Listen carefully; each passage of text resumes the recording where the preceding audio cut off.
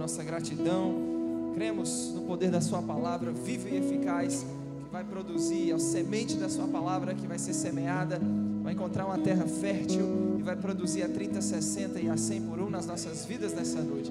A semente da tua palavra não vai ficar à beira do caminho, não vai cair em solo rochoso, não vai cair entre espinhos, mas encontrará uma boa terra onde frutificará para a glória do Senhor.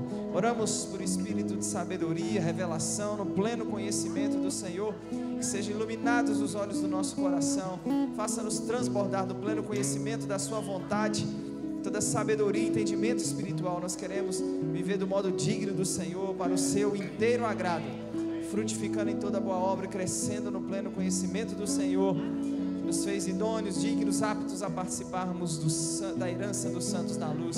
Te agradecemos em nome de Jesus, amém. Graça e a paz, pode se assentar. Muito obrigado, pessoal, uma grande bênção poder estar de volta. Pastor Rômulo, obrigado pelo convite. Rômulo e Andressa por nos receber, né, durante esses dias. E quando ele falou a respeito dessa reunião e a oportunidade de compartilhar a palavra, eu sem dúvida alguma aceitei. Pensa lembra quando você era mais novo, aí tinha aquela turma do futebol e aí tinha aqueles fominhas? Conhece essa expressão aqui? Irmão, pensa em alguém que é fominha com a pregação da palavra. Estou dentro desse negócio. E falou ainda que é culto de ensino, aí que eu fico mais à vontade ainda. Então quero destacar mesmo a alegria e o prazer, né, de estar de volta, e tenho certeza que você vai ser iluminado, alcançado nessa noite pela palavra de Deus, amém. Abra comigo em 1 Pedro capítulo 1, 1 Pedro capítulo 1, a partir do verso 3, deixa eu começar te fazendo uma pergunta. Você pensa na eternidade? Como será? Qual será a nossa condição? Se teremos lembranças uns dos outros, né? Alguns mais do que outros pensam em como será. Outros, uma ala da igreja vive, às vezes tão presa e agarrada ao aqui e agora e às coisas do presente, que não consegue parar por um instante para pensar nessa realidade futura.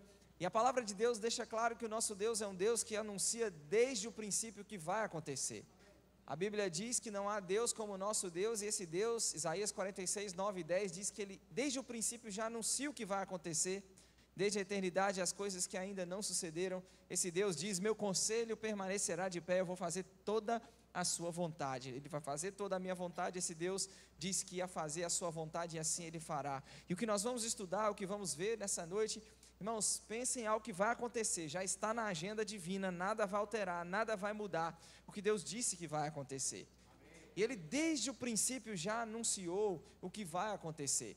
E vamos falar, e o caminho que eu quero percorrer com você nessa noite, vamos mostrar, obviamente não dá para esgotar o assunto com o tempo que nós temos, mas eu quero fazer um paralelo. Eu quero te mostrar o que a Bíblia apresenta, alguns aspectos da nossa eternidade. Nós, como filhos de Deus, crentes em Jesus Cristo, aquilo que está reservado para nós.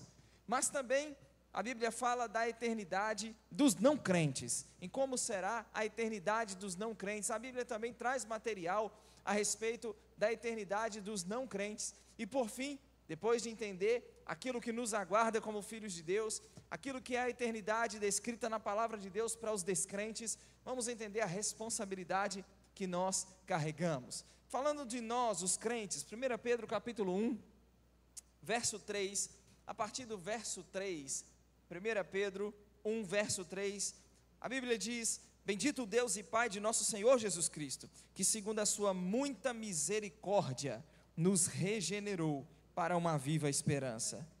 Quantos creem que foram regenerados e que há uma esperança que te aguarda? Pedro diz: mediante a ressurreição de Jesus Cristo dentre os mortos, para uma herança incorruptível, sem mácula, imarcessível, reservada nos céus para vós outros, que sois guardados pelo poder de Deus mediante a fé, para a salvação, preparada para revelar-se no último tempo. Agora observe o que Pedro diz: há uma salvação preparada para revelar-se no último tempo. A Bíblia fala de salvação como algo que nós já possuímos no tempo presente. Quem crê no Filho tem a vida eterna, não entra em juízo, passou da morte para a vida. A vida eterna é essa, que conheçam a Ti, o único Deus verdadeiro, que conheçam a Jesus Cristo, a quem Tu enviastes. Então a Bíblia trata da vida eterna, da salvação, como uma possessão presente, algo que o crente possui no tempo presente. O Espírito testifica com o nosso Espírito que nós somos filhos de Deus. Mas perceba que Pedro fala de um aspecto futuro dessa salvação, que ainda está reservada, que ainda há de ser revelada. E poderíamos fazer a seguinte pergunta: quais são então os aspectos, o que envolve essa salvação que está preparada para revelar-se no último tempo? O que eu vou experimentar como filho de Deus, eu crente em Jesus Cristo, o que me aguarda? O que envolve essa herança incorruptível, sem mácula, imarcessível? Já já vamos falar sobre isso. Pedro continua dizendo: nisto exultais, por saber que fomos regenerados a uma viva esperança, uma herança gloriosa, essa salvação que vai revelar-se no último tempo. Pedro diz: nisto exultais, embora no presente, por breve tempo, se necessário, sejais contristados por várias provações, para que, uma vez confirmado o valor da vossa fé, muito mais preciosa do que ouro perecível, mesmo apurado por fogo, redunde em louvor, glória e honra, na revelação de Jesus Cristo, a quem não havendo visto, há mais, no qual não vendo agora, nós não estamos vendo agora, Pedro diz, mas crendo, exultais com alegria indizível e cheia de glória, obtendo o fim da vossa fé, a salvação da vossa alma. Então, como eu disse, vamos primeiramente falar dos crentes, o que está reservado, o que está guardado para o crente que nasceu de novo, que fez de Jesus seu Senhor. O que nos aguarda? A Bíblia fala em 1 Coríntios capítulo 15, se você for lá comigo, 1 Coríntios capítulo 15, versículo 42. 1 Coríntios 15, versículo 42, um pouco antes do verso 42, o capítulo todo está relacionado à ressurreição dos mortos. A igreja de Corinto estava, alguns no meio da igreja, dizendo que não havia ressurreição dos mortos, e Paulo vai, nesse capítulo, obviamente, se levantar em defesa dessa doutrina que é central da fé cristã. E no verso 35, um pouco antes, é como se ele se antecipasse a qualquer questionamento que pudesse surgir. Mas alguém dirá: como ressuscitam os mortos? Em que corpo vem? É uma boa pergunta, não é? Como será o corpo da ressurreição? Porque eu sei que os crentes têm aquela imagem, muitas vezes, em suas mentes, de que a eternidade vai ser em um céu imaterial, com almas vagando pela eternidade, almas de alguma forma vestidos de branco vagando pela eternidade. E não é essa a mensagem bíblica. E Paulo vai, a partir do verso 35, justamente falar de como será esse corpo da ressurreição. Então, depois de usar uma série de analogias, chegamos no versículo 42, ele diz: pois assim também é a ressurreição dos mortos. Semeia esse corpo na corrupção, ressuscita na incorrupção. Semeia-se em desonra, ressuscita em glória. Semeia-se em fraqueza, ressuscita em poder. Semeia esse corpo natural, ressuscita corpo espiritual. Ele diz: se há corpo natural, também há corpo espiritual, pois assim está escrito: o primeiro homem, Adão, foi feito alma vivente. O que isso significa? Adão foi um ser que recebeu vida. Ele diz: o último Adão, porém, falando de Cristo, é espírito vivificante. O que vai acontecer com os crentes? Aqueles que morrem hoje, por exemplo, crentes em Jesus, eles vão estar com Cristo, ok? Atos 7, quando Estevão é apedrejado, vê o céu aberto e Jesus em pé à sua direita, e diz: Senhor Jesus, recebe o meu espírito. Aos Filipenses, Paulo disse, a partir do capítulo 1, a partir do verso 20, ele diz: irmãos, Cristo vai ser engrandecido no meu corpo, quer pela vida, quer pela morte. Ele diz: para mim viver é Cristo, morrer é lucro. E ele explica, por que morrer é lucro? Se eu partir, eu vou estar com Cristo, o que é incomparavelmente melhor. O que o capítulo 15 está nos mostrando? O que vai acontecer no momento da vinda de Jesus. No momento da vinda de Jesus, os mortos em Cristo, eles estão com Cristo, ok? Seu espírito, sua alma, seu corpo foi sepultado. Mas no momento da vinda de Jesus, os mortos em Cristo ganharão novos corpos. Como nós acabamos de ler, corpo incorruptível, corpo de glória, corpo de poder. A partir do versículo 51, ele vai falar daqueles que estiverem vivos. E ele deixa claro que os que estiverem vivos, nem a morte vai provar. Está pronto para nem ver a morte? O mundo diz a morte é certa para todos. A Bíblia diz que para os crentes não. Porque quem estiver vivo, nem a morte vai experimentar. Olha o que o versículo 51 diz. Eis que vos digo um mistério, nem todos dormiremos, mas transformados seremos todos. Diz, no abrir e fechar de olhos, ao ressoar da trombeta, a trombeta soará, os mortos ressuscitarão incorruptíveis e nós seremos transformados.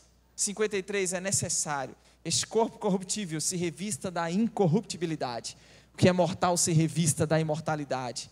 Paulo diz, e quando isso se cumprir, se cumprirá a palavra que está escrita, tragada foi a morte pela vitória. Do que estamos falando? Estamos falando da salvação que está preparada para revelar-se no último tempo. Os que morreram em Cristo, ressurreição em corpos de glória, de poder, imortais. Os vivos, nem a morte experimentaremos. Num abrir e fechar de olhos, transformados. Corpo imortal, corpo de glória, corpo de poder.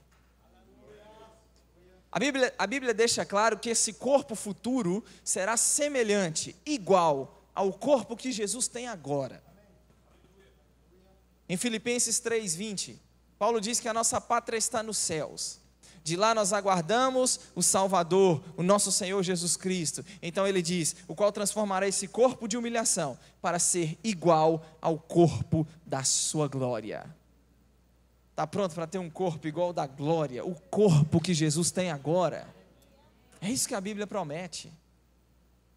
Na epístola de João, João diz, no verso 2, 1 João capítulo 3, verso 2, João diz que agora somos filhos de Deus, mas ainda não se manifestou o que haveremos de ser, porque sabemos que quando Ele se manifestar, seremos semelhantes a Ele, porque haveremos de vê-lo como Ele é.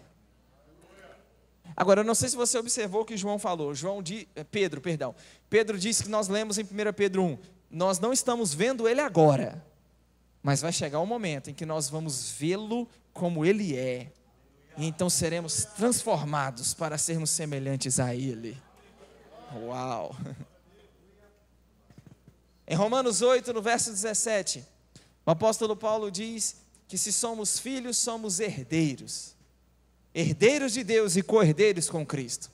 Se com Ele sofremos, também com Ele seremos glorificados. Está pronto para ser glorificado? No 18 ele diz, os sofrimentos do tempo presente, eles não podem ser comparados com a glória que há de ser revelada em nós. Se você pudesse responder de forma breve, sucinta, o que te aguarda no futuro? A Bíblia responderia com um sonoro, glória. Glória é o que te aguarda. Você quer mais? Deixa eu refrescar sua memória. Colossenses capítulo 3, verso 4 diz, 3 e 4 diz, que morremos, nossa vida está oculta juntamente com Deus em Cristo. Aí então Paulo diz, quando Cristo, que é a nossa vida, se manifestar, seremos manifestados com Ele em glória. Manifestados com Ele em glória. Corpo de glória, corpo de poder, corpo incorruptível, corpo imortal, corpo semelhante ao corpo que Jesus Cristo tem agora. Além dessa incrível condição, vá comigo para o livro de Apocalipse, no capítulo 2. A Willa diz que toda pregação que eu faço eu tenho que mexer com Apocalipse. Apocalipse capítulo 2, e o verso 7, não sei se o pessoal está projetando aqui. Apocalipse 2, verso 7 diz, quem tem ouvidos ouça o que o Espírito diz às igrejas. Ao vencedor, dar-lhe-ei que se alimente da árvore da vida, que se encontra no paraíso de Deus. Está pronto para fazer um caminho de volta para casa? A promessa de que vencedor vai ter acesso à árvore da vida, que está lá no paraíso de Deus. Agora pensa por um instante no primeiro livro da Bíblia, pensa no primeiro Adão, pensa no último Adão, Cristo. Onde começa essa história de árvore da vida? No Éden. Agora, o homem é guardado de comer da árvore da vida na condição caída. Porque o pecado compromete, traz consequências para si, compromete seu relacionamento com Deus, traz consequências para a própria criação, e nessa condição caída, Deus diz ao homem, assim que não estenda a mão, Gênesis 3:22, tome da árvore da vida e coma e vive eternamente. O Senhor o lançou fora do jardim do Éden. Então o Senhor guarda, a Bíblia diz que Ele coloca querubins com refugio de uma espada para guardar o caminho da árvore da vida. Agora vamos lá, Deus guarda o homem de comer da árvore da vida na condição caída. Agora pensa em Adão e Cristo. Primeiro Adão, fracassou, falhou, desobedeceu. E a desobediência do primeiro Adão resultou em expulsão do paraíso. O homem perdeu o acesso à árvore da vida. Mas Cristo, o último Adão, foi tentado como o primeiro Adão foi tentado, mas ele não desobedeceu, ele não fracassou, ele não falhou. E a obediência do segundo Adão resultará em um caminho de volta para casa, no acesso mais uma vez à árvore da vida. Ainda no capítulo 2 de Apocalipse, no verso 11, olha o que a Bíblia diz: quem tem ouvidos, ouça o que o Espírito diz às igrejas. O vencedor, de nenhum modo, sofrerá o dano da segunda morte. E essa expressão segunda morte é uma expressão no Apocalipse para descrever o lago que arde com fogo e enxofre, o inferno. E a minha sua eternidade, vamos ver já, não será no lago que arde com fogo e enxofre, a minha sua eternidade será no novo céu e uma nova terra. Cristo mudou a nossa eternidade. Apocalipse 2, verso 26.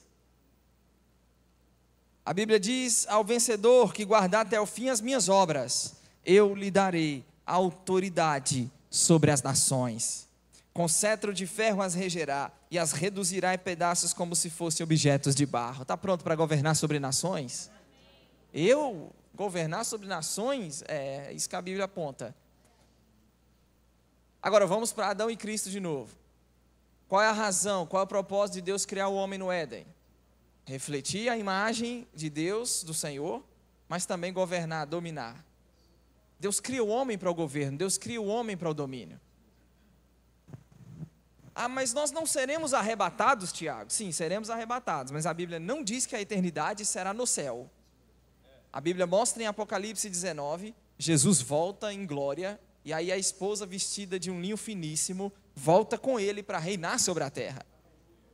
Capítulo 5, versos 9 e 10 de Apocalipse diz que os que foram comprados de toda tribo, povo, língua e nação, a Bíblia diz: para o nosso Deus os constituíste reino e sacerdotes, nós vamos reinar sobre a terra.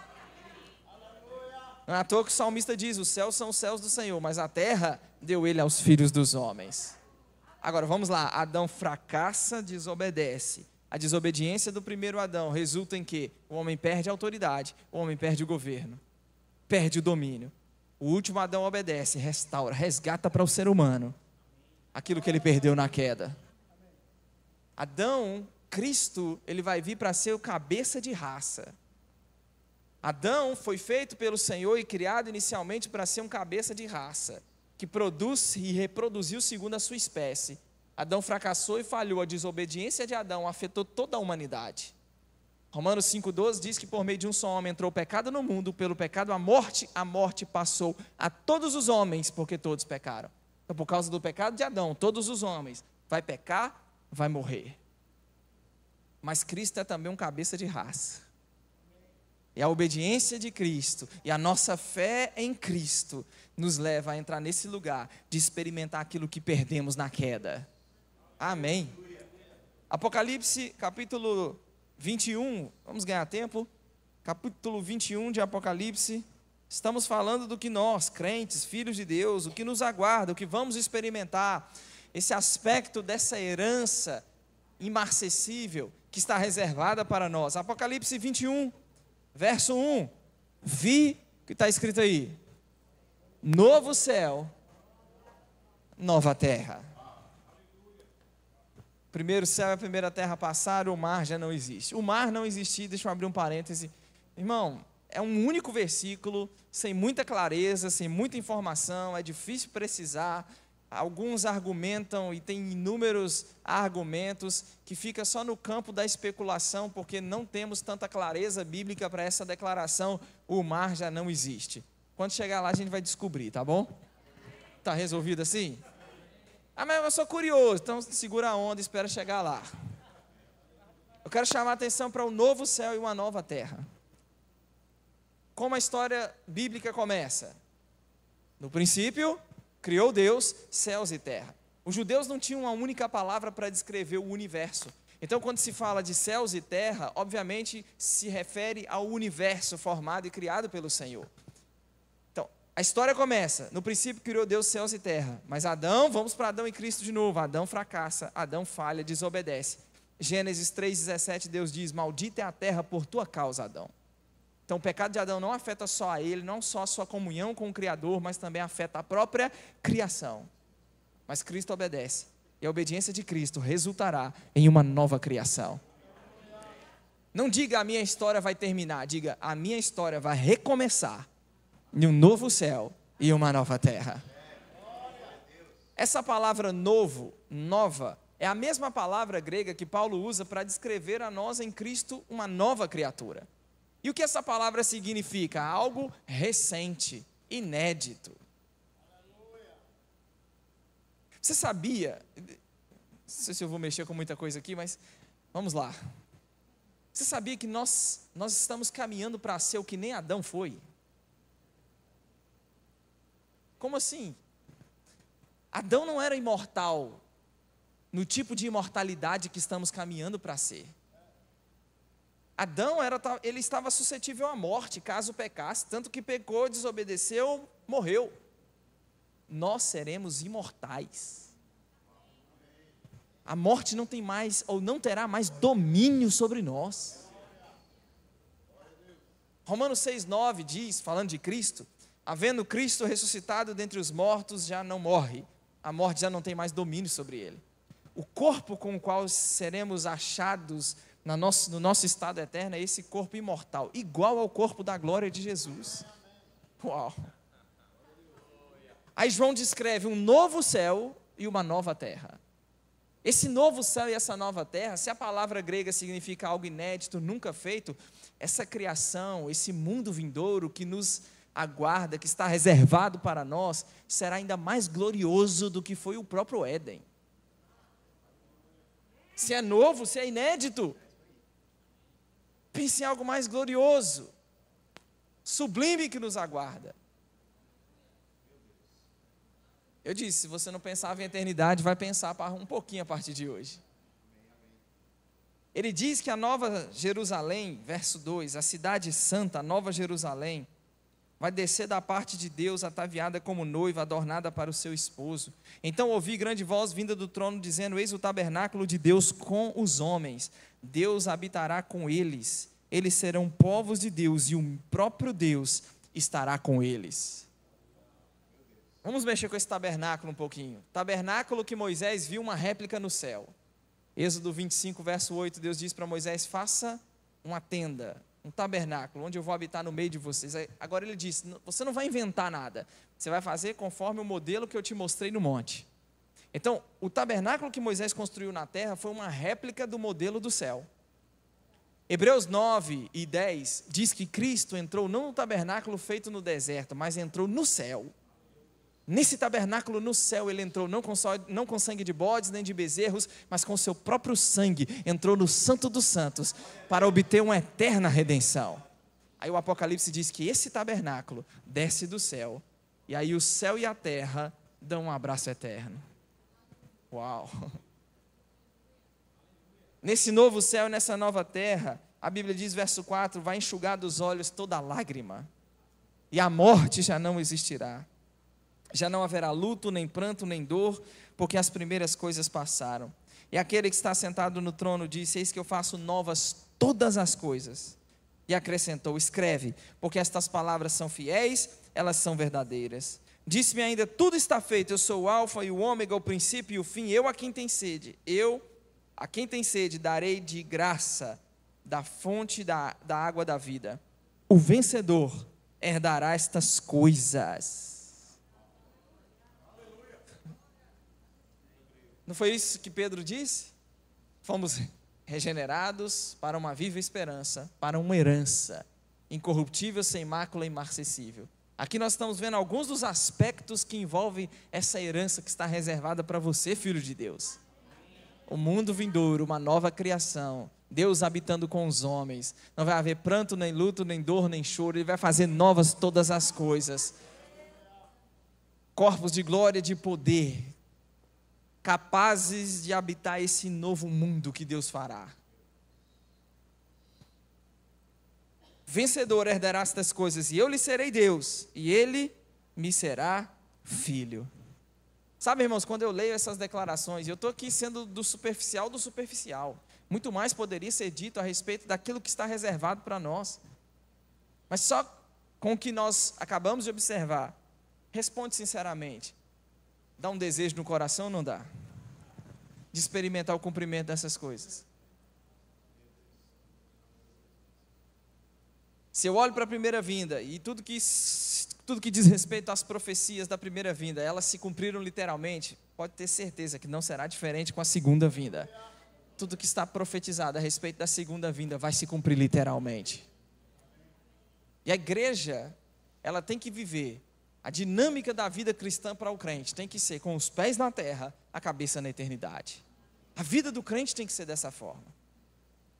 E quando eu digo os pés na terra, é conscientes da responsabilidade que nós carregamos, conscientes no que diz respeito ao propósito que Deus nos colocou e confia em nós para cumprir e executar. Irmãos, nós não estamos aqui para cumprir simplesmente a nossa vontade. Como crentes, precisamos entender que se fizemos de Jesus nosso Senhor, há muito tempo não é mais a nossa vontade que deve prevalecer. Tiago diz que nós muitas vezes dizemos, amanhã vamos fazer isso, vamos comprar, vender, vamos... E Tiago diz, vocês estão ele usa a palavra jactâncias, essa vanglória, essa atitude de vanglória, de deixar Deus de lado dos seus próprios planos. E Tiago diz, vocês deveriam dizer, se o Senhor quiser. Amém, gente? E por que eu estou dizendo isso? Porque nós, quando olhamos para a eternidade dos não crentes agora, o que a Bíblia fala a respeito da eternidade daqueles que não creem em Jesus não confiam em Jesus para a sua eterna salvação? Em João capítulo 5, no verso 28, Evangelho de João capítulo 5, verso 28, eu já quero logo me defender, dizendo, se alguém vier no final me perguntar, meu parente foi salvo, meu amigo, minha amiga foi salva, eu já logo me defendo dizendo, eu não sou o porteiro da eternidade, eu não estou lá para garantir quem foi salvo e quem não foi. Você concorda que isso foge da nossa compreensão? A Bíblia traz diretrizes claras para a salvação. Quem crê no Filho, como falamos, tem a vida eterna, ok? Mas eu não estou lá, não conheço o coração de ninguém, o Senhor conhece. O que vamos ver a respeito da eternidade dos não crentes é justamente com o propósito de estarmos conscientes da responsabilidade que nós carregamos. João 5 diz, não vos maravilheis disso, verso 28, porque vem a hora em que todos os que se acham nos túmulos ouvirão a voz do Filho do Homem e sairão. Os que tiverem feito o bem para a ressurreição da vida, e os que tiverem praticado o mal para a ressurreição do juízo. Jesus deixa claro que haverá ressurreição para juízo. Em Mateus 10, 28, a Bíblia diz, Jesus diz, não temais os que matam o corpo, Evangelho de Mateus, capítulo 10, verso 28, não temais os que matam o corpo, e não podem matar a alma. Temei antes aquele que pode fazer perecer no inferno. Agora observa isso. Temer aquele que pode fazer perecer no inferno, tanto a alma como o corpo. Repita comigo, corpo no inferno. Como isso é possível? A Bíblia garante que eles terão um corpo próprio para o inferno. Jesus disse ressurreição para juízo, corpo no inferno. Onde os não crentes, aqueles que morreram sem salvação, onde eles estão hoje? A Bíblia descreve e chama um lugar específico de Hades. Hades é um lugar de tormento. Em Lucas 16, quando Jesus descreve esse lugar, ele fala de um rico atormentado na chama, que tinha lembrança dos irmãos, e o desespero era para que os irmãos não fossem para aquele lugar de tormento. Só que esse lugar chamado Hades, também, dependendo da sua versão, vai aparecer inferno. Hades, no pensamento grego, designava o além.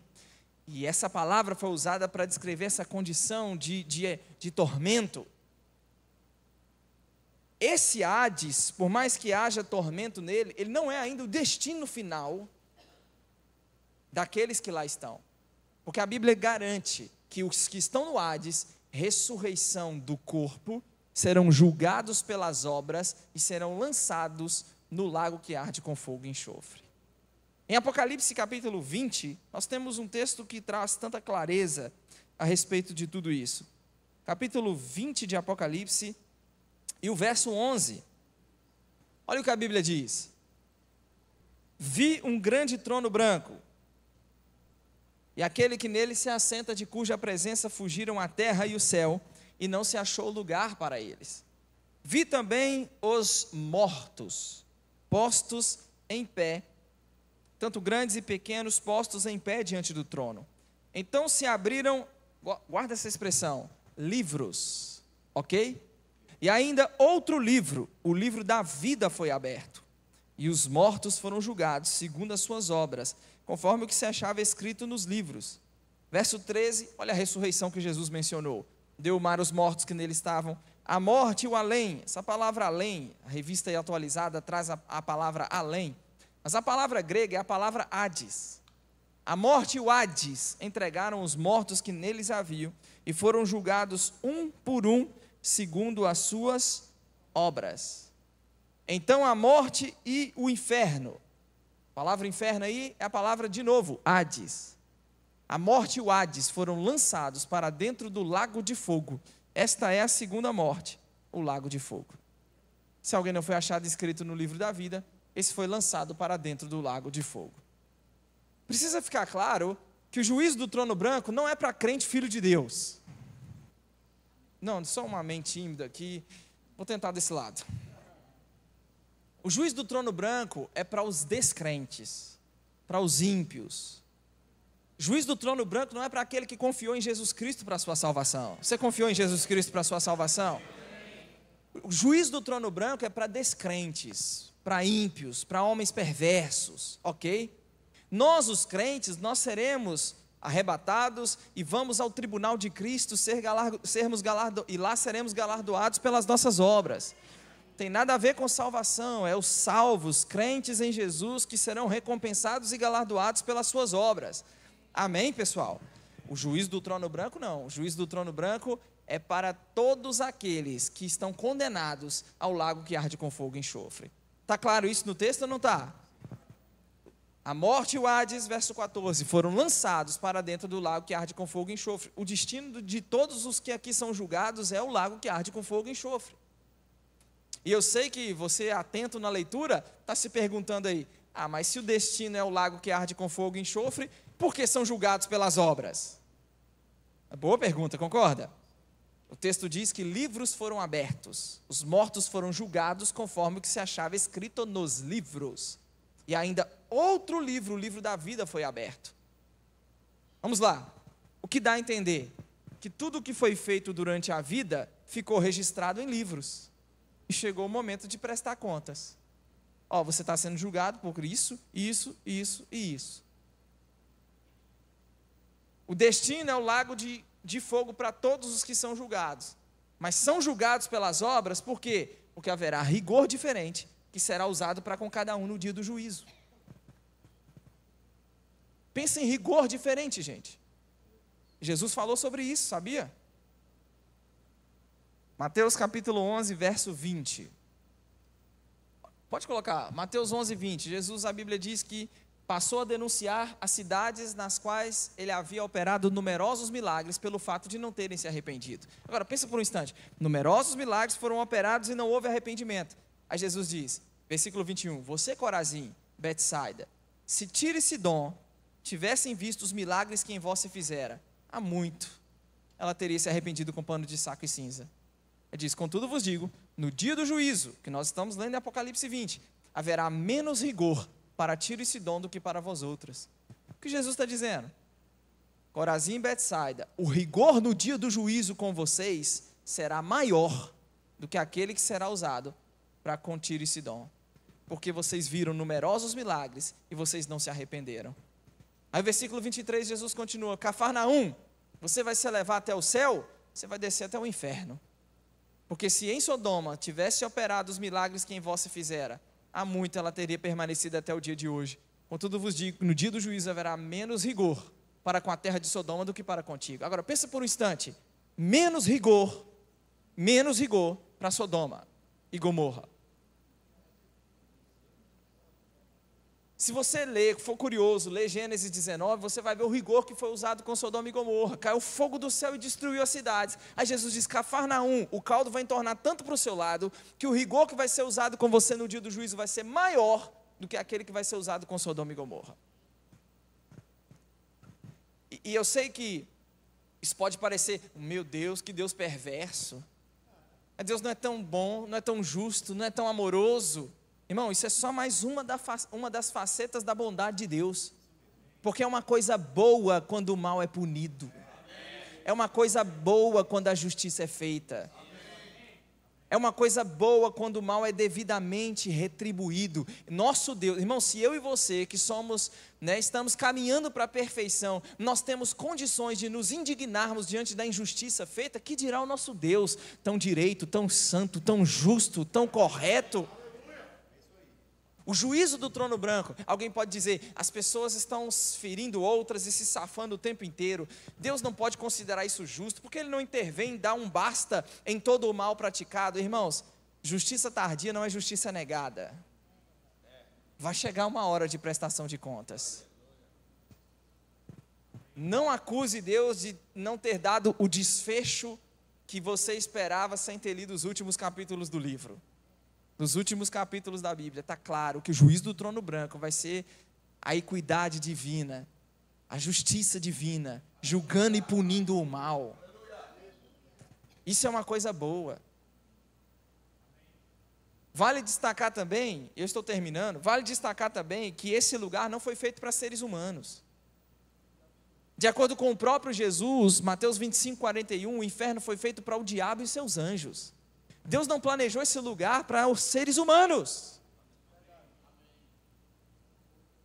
Capítulo 20, verso 10 de Apocalipse diz que o Satanás vai ser lançado lá.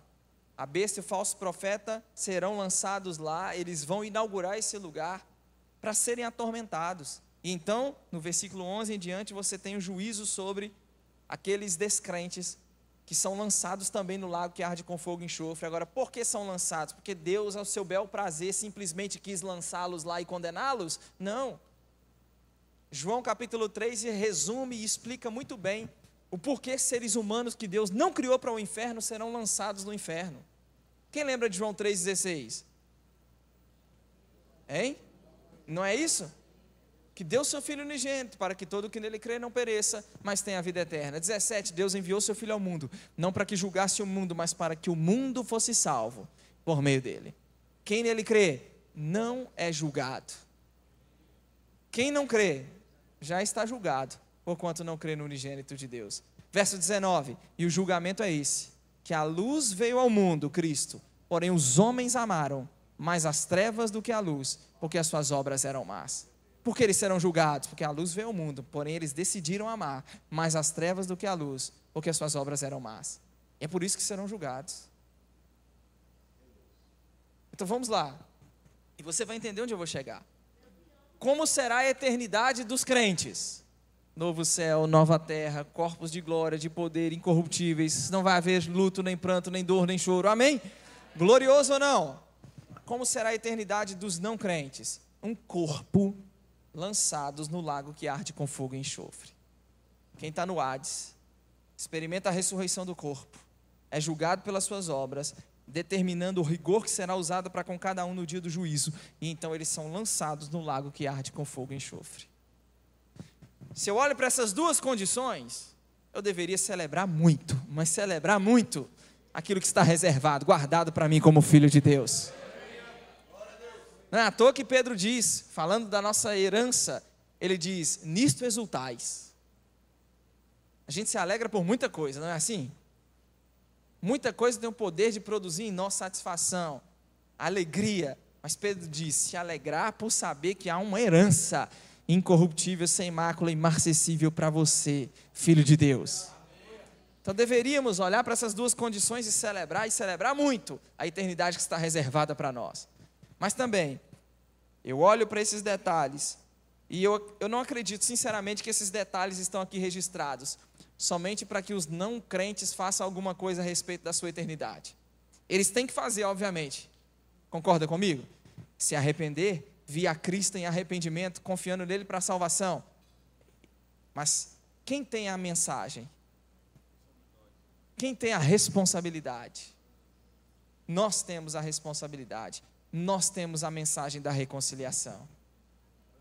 Em 2 Coríntios 5,18, Paulo diz que tudo provém de Deus. Ele nos reconciliou consigo mesmo por meio de Cristo e Ele nos deu o ministério da reconciliação. Ele diz a saber que Deus estava em Cristo reconciliando consigo os homens, não imputando, reconciliando consigo o mundo, não imputando aos homens as suas transgressões, e nos confiou a palavra da reconciliação. De sorte que nós somos embaixadores em nome de Cristo, como se Deus exortasse por nosso intermédio. E nós temos a mensagem, nós temos a responsabilidade, nós temos e fomos chamados para esse ministério da reconciliação. E nós podemos, irmãos, através das nossas vidas, o destino eterno de muita gente pode ser alterado, pode ser mudado. Billy Graham disse que a Bíblia não manda. Billy Graham disse, a Bíblia não manda pecadores procurarem a igreja, mas ordena que a igreja saia em busca dos pecadores. Jesus não nos deu uma sugestão, Ele nos deu uma comissão. Jesus não disse, vai, se você estiver de boa, sem nada para fazer, quebra meu galho e prega o evangelho. Não, Ele nos deu uma ordem.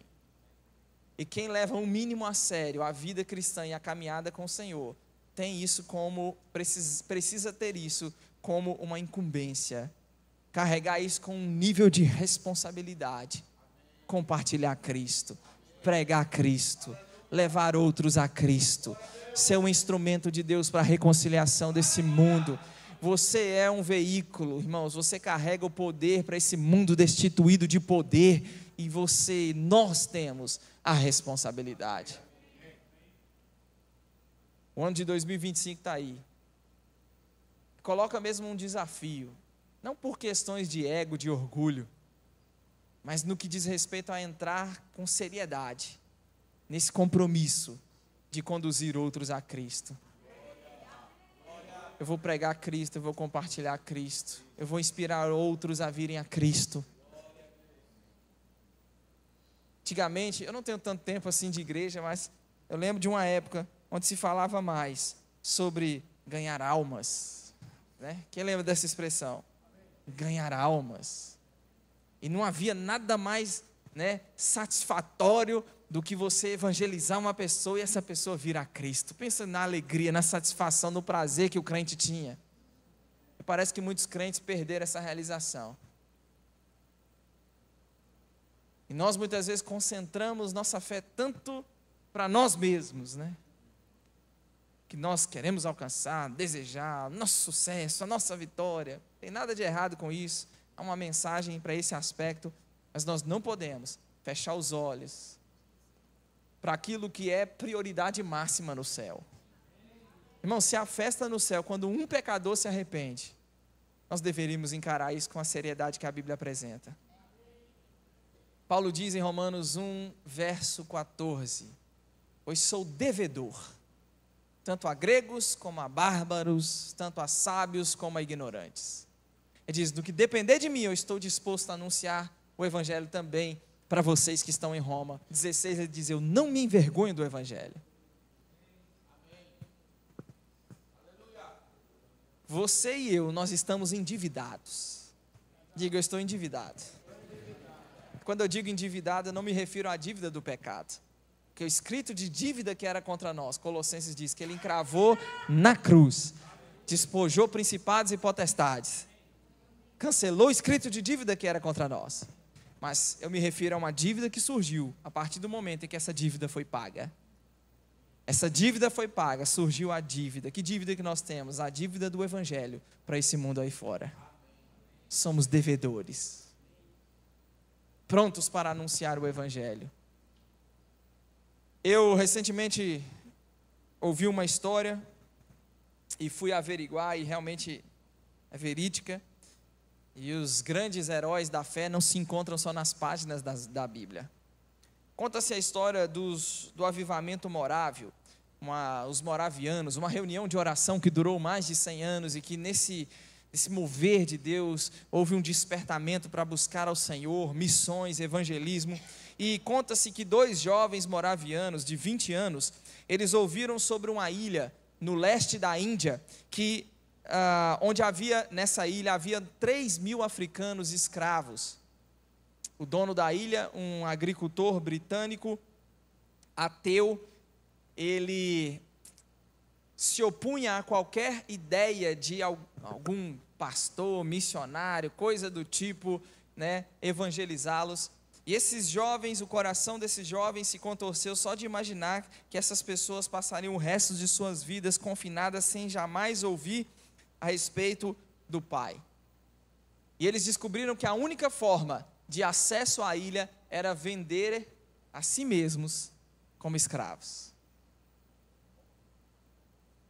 O dinheiro da venda pagou a viagem, né? E eles poderiam suportar o fato de viverem confinados pelos restos de suas vidas, mas jamais suportariam o fato de que tantas almas morreriam sem salvação. E aquela despedida, os últimos abraços, amigos, familiares que nunca mais os veriam. Quando o barco estava se afastando, a história conta que os 2 jovens levantaram as mãos e disseram: para que o cordeiro que foi imolado receba a recompensa por seu sacrifício através das nossas vidas. E nunca mais se ouviu falar deles.